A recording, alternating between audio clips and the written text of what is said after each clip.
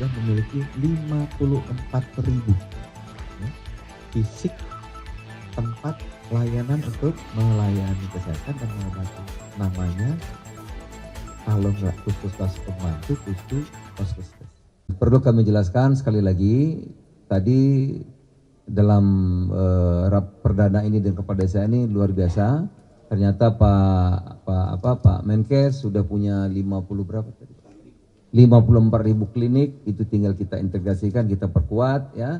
Pak Mendagri datanya koperasi kita juga ternyata sudah banyak ya. Bahkan banyak sekali ya, ada yang 60.000 koperasi A, ada koperasi B, banyak sekali bentuk-bentuk koperasi ya, yang nanti ini bisa diintegrasikan atau yang baru atau yang sudah ada. Juga dari KKP juga sudah banyak yang koperasi-koperasi ya, yang sudah terbentuk, itu juga nanti bisa mempercepat pembentukan Kopdes atau koperasi kelurahan ini. Juga desa jadi banyak, ada BUMDes ya, ada BUMDes dan lain-lain. Ini juga akan kita usahakan untuk dijadikan satu kekuatan. Nah saudara, yang paling penting Kopdes ini adalah tujuannya untuk membangun kekuatan ekonomi dari desa. Pak Presiden Prabowo ya tidak ingin desa itu tidak berkembang, tidak ingin petani ada yang susah, ya, ingin petaninya makmur, ingin desanya maju, ya, ingin nelayannya maju, ingin memangkas rantai pasok yang panjang, ya, dari produsen ke rakyat desa itu panjang sekali. Ini akan dipangkas, jadi produsen langsung ke koperasi. Juga memangkas rentenir-rentenir tengkulak-tengkulak, misalnya untuk penyaluran pupuk, LPG, ada kur ya, ada sembako, klinik nanti ada di desa ya. Orang desa nggak perlu lagi nanti ke Jakarta atau ke kota, nanti di desa untuk yang sederhana bisa diselesaikan di desa. Saya kira itu saudara, 4 hari ini akan terus maraton menyelesaikan seluruh penjelasan kepada seluruh kepala desa di seluruh tanah air. Setelah itu nanti tindak lanjut berikutnya 4 zona ini juga akan melakukan pertemuan langsung dengan Kades di daerah masing-masing. Saya kira demikian, mudah-mudahan dalam 2 bulan Kopdes atau koperasi kelurahan ini bisa terbentuk. Saya kira demikian.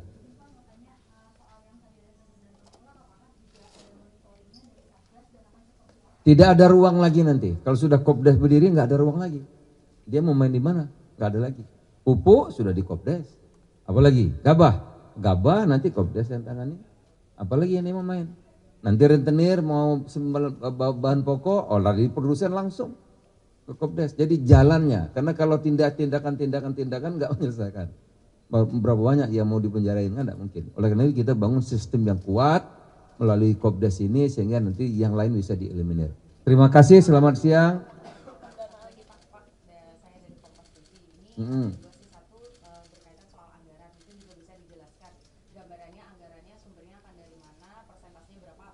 Ya anggaran itu tentu APBN, APBD. Ya.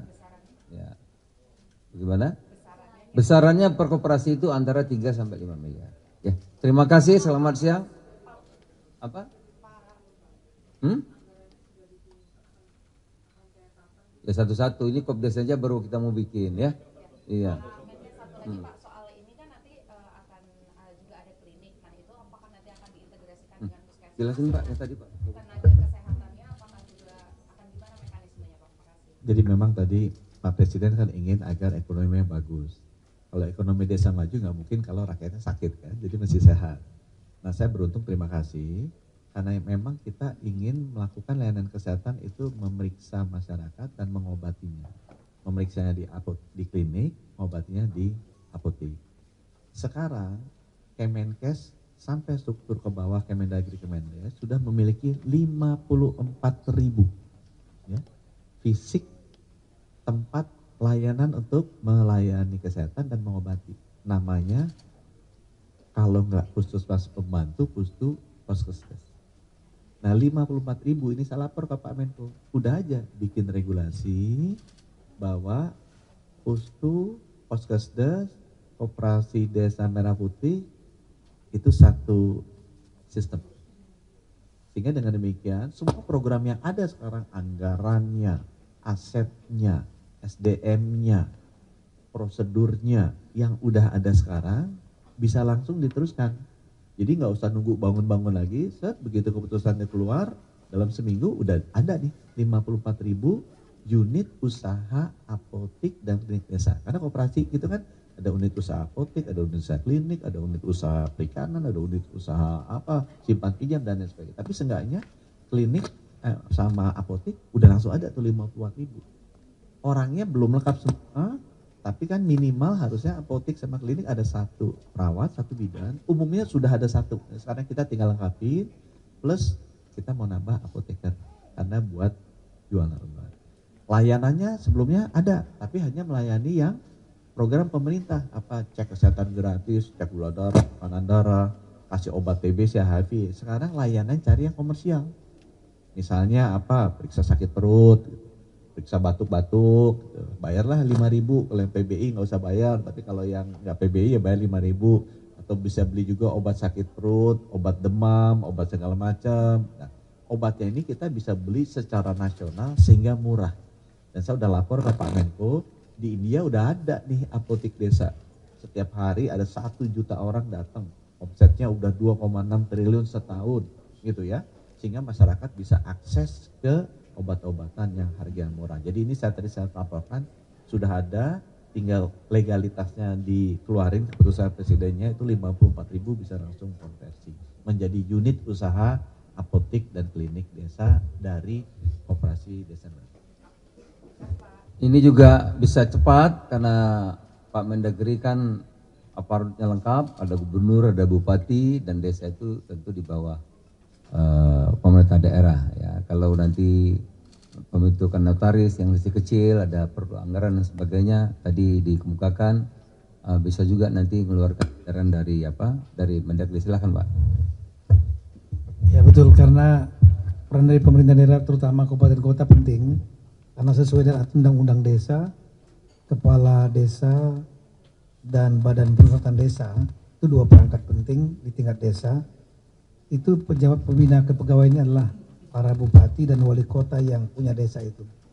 Sementara gubernur dan ke atasnya itu lebih sebagai pengawas dari bupati dan wali kota dalam membina kepegawaian.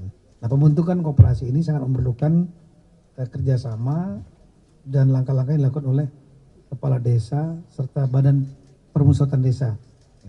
Sehingga peran daripada bupati menjadi penting, dan salah satu bukti dari impres itu adalah para bupati wali kota itu dapat memfasilitasi pembentukan ini dalam salah satunya dengan anggaran dari APBD, terutama dalam dokumen perencanaan.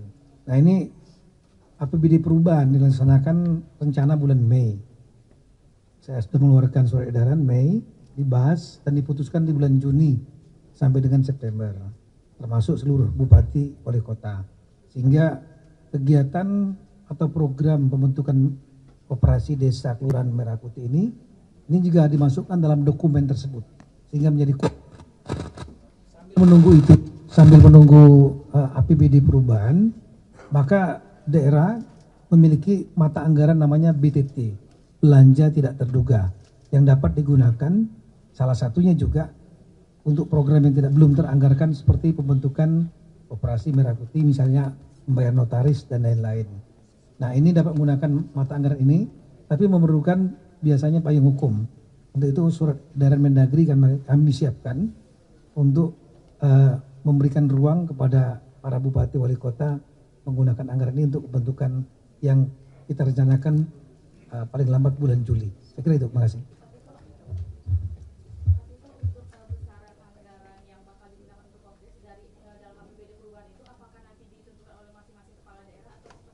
Ya, nanti mungkin mekanismenya kan ada usulan. Setelah ada musyawarah, berapa kebutuhan mereka, berapa kira-kira diajukan kepada bupati wali kota.